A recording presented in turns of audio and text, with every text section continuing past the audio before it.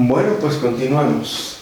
Dimos un breve repaso de esta situación. Espero te haya quedado claro lo explicado hasta el momento. ¿Qué más debemos saber? Bueno, hay otras cosas importantes que debemos saber. Entradas y salidas en un PLC. Entradas. ¿Qué se entiende por entrada? Por entrada entiéndase un sensor inductivo o capacitivo. Vamos a dejarlo aquí anotado. Sensor puede ser de tipo inductivo o de tipo capacitivo. ¿Qué es eso? Por si no estás muy familiarizado. Bueno, los sensores de tipo inductivo o capacitivo, el inductivo detecta metales a unos pocos milímetros. El sensorcito detecta cuando está próximo un metal y puede ser normalmente abierto o normalmente cerrado, o tener ambas señales, como un tipo relé que tiene abierto y cerrado. Es decir, si es normalmente abierto, cuando mi sensor detecta un metal en el camino, pues me manda 24 volts, o tal vez es de corriente alterna, me manda 120 de corriente alterna. El capacitivo puede detectar metales, plásticos, madera, cartón, casi la mayoría de los elementos. Y en un proceso de automatización, cada programador decidirá si tiene la opción de implementar sensores, qué tipo de sensor va a utilizar, capacitivo o inductivo, o reflexivo también. Tenemos un sistema transmisor, un receptor, y detecta cuando ha sido obstruido la línea de señal. Bueno, esas entradas, según el sensor, te decía, puedan ser corriente directa o corriente alterna. También, entiéndase como una entrada, un simple botón o un interruptor o switch, ¿no? Un interruptor, un botón, o decíamos los sensores, son tipos de entrada. Y esos tipos de entrada, también dijimos, tengamos presente, puede ser corriente directa o puede ser corriente alterna. ¿Qué pasa en el caso de las salidas? Bueno, pues las salidas, obviamente, ya hablamos de ellas: transistor, elevador, SCR o triac. Por lo tanto, también de manera general las salidas pueden ser de corriente directa o corriente alterna, de ambos tipos. Pero no son todas. En el caso de las entradas, también existen entradas analógicas. ¿Por qué? Porque vamos a tener en una fábrica transductores. ¿Qué es eso?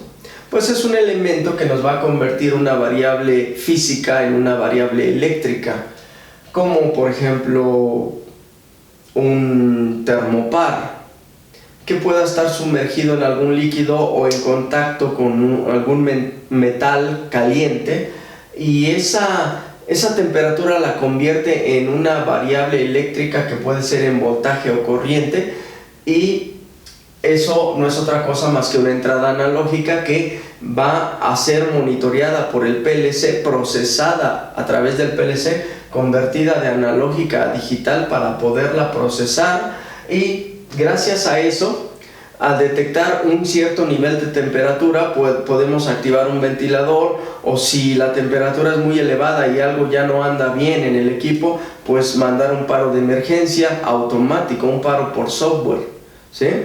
¿Para qué? Pues para proteger al equipo y proteger al personal. Así que en cuanto a entradas analógicas, podemos destacar entradas de 0 a 20 miliamperes, es decir, hay entradas de corriente. Y esas entradas de corriente provienen ya de un transductor y puede arrojar una señal de 0 a 20 miliamperes. O también hay entradas analógicas, comúnmente de 0 a 10 volts. El transductor, al ir variando la temperatura, va entregando una variación de voltaje en el rango de 0 a 10. Insisto, esta entrada es procesada por el PLC para activar o desactivar cargas. Salidas analógicas.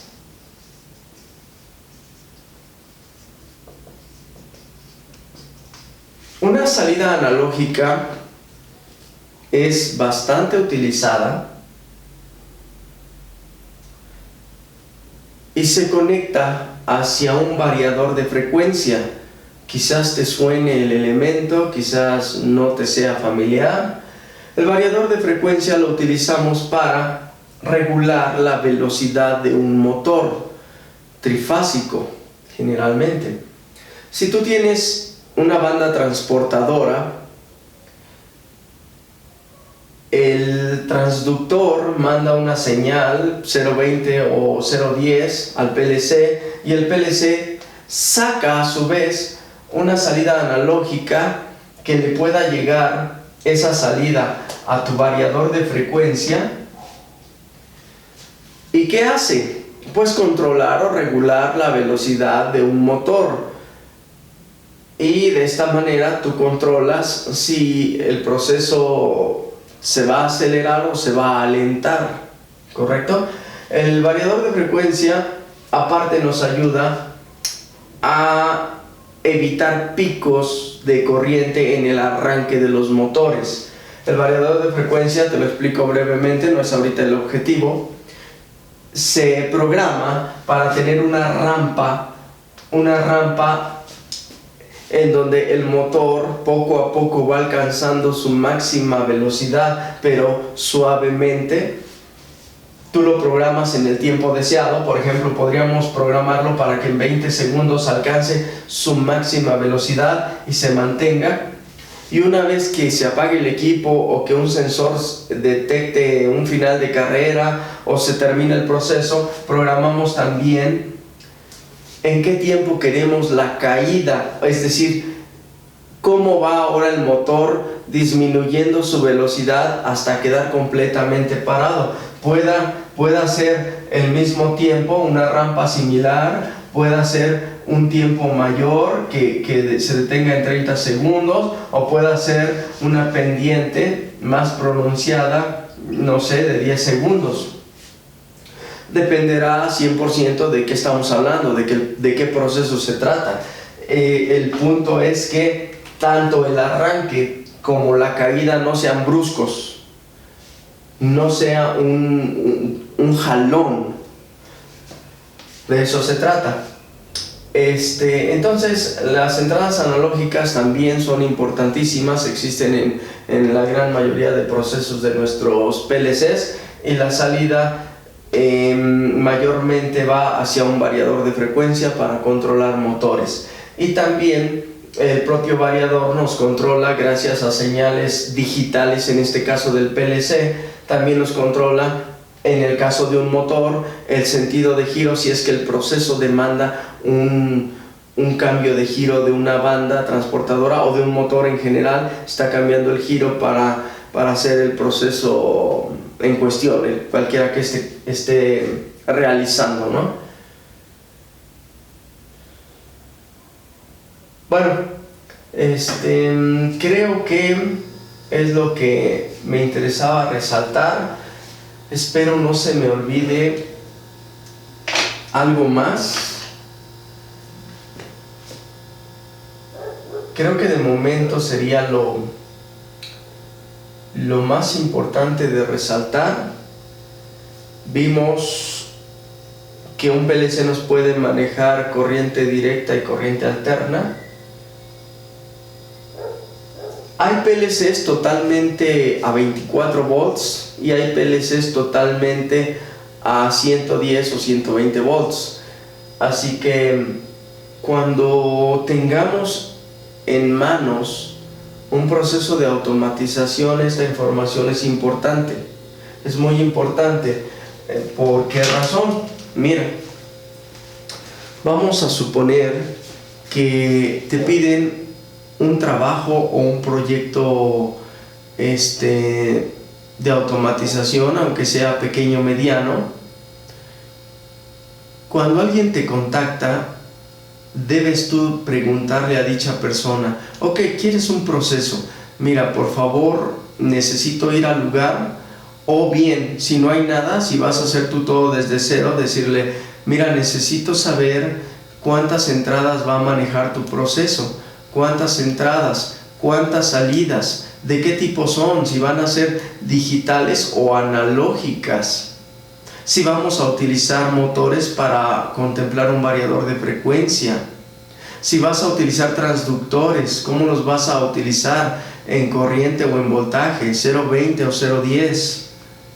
Hay muchas cuestiones involucradas en un proceso que debemos tener presentes, porque no es nada más de ir a comprar un PLC. Es a veces una idea errónea que tenemos de ir a comprar un PLC y creemos que todos son iguales, ¿no? Sin importar la marca, nada más quiero un PLC y ya, y se acabó, ¿no? Cuando vas tú a comprar un PLC, justamente es lo que te van a preguntar. Ok, ¿quieres un PLC con salida a transistor, a relevador, a SCR, a triac? ¿O quieres el PLC con salida a relevador y vas a querer expansores? ¿Necesitas entradas y salidas analógicas? ¿De qué tipo van a ser?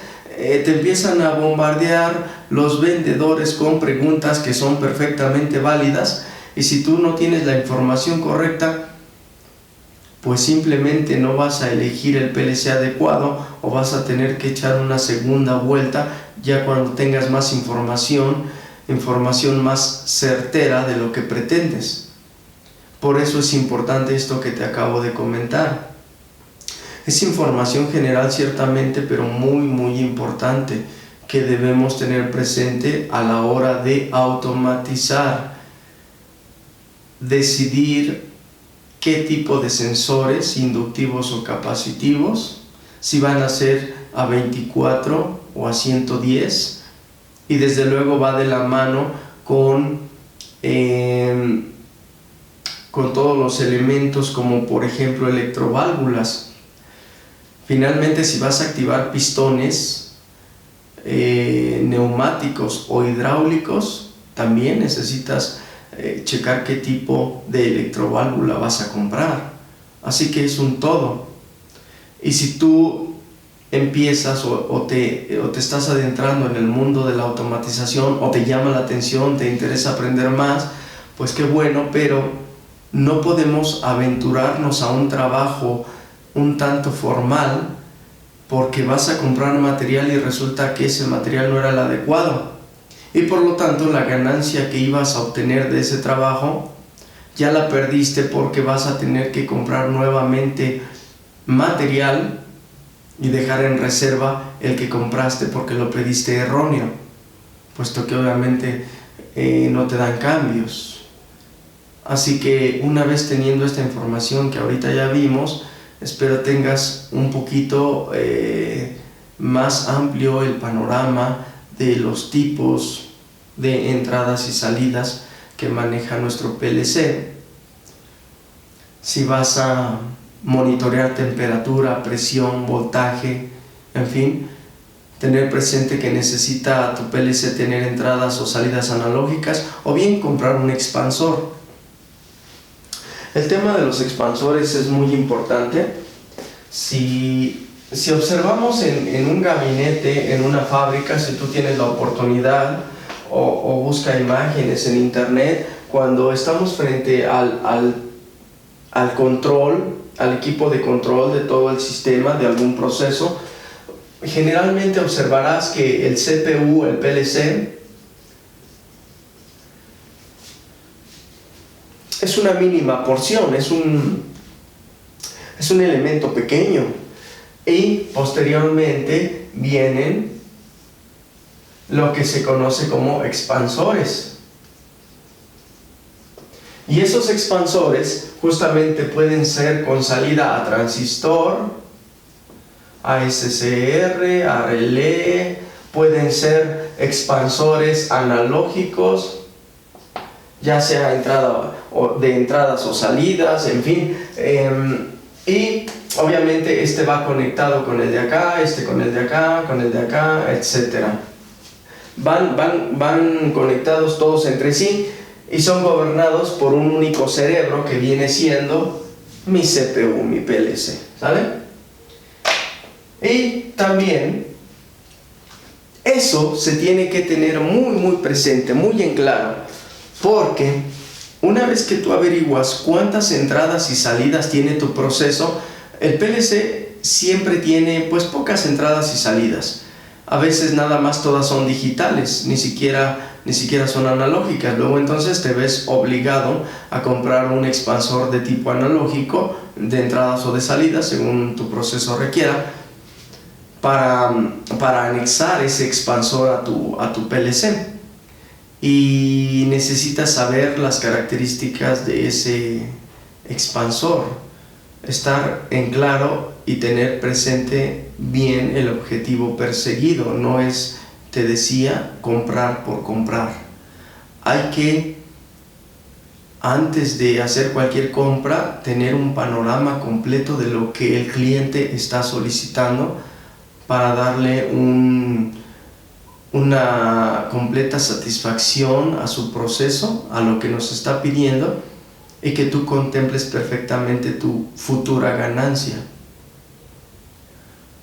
Bueno, pues concluimos este otro video de conocimientos generales o de temas generales de nuestro PLC, que tenemos que tener muy presentes a la hora de aventurarnos a un proceso de automatización.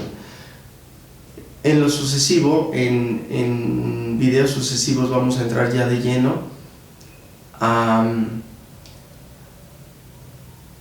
al lenguaje, en este caso escalera, vamos a manejar nosotros, y a analizar, yo creo que las compuertas básicas, por ahí es bueno empezar, para ir comprendiendo cómo ir estructurando futuros programas desde sencillos hasta más complejos.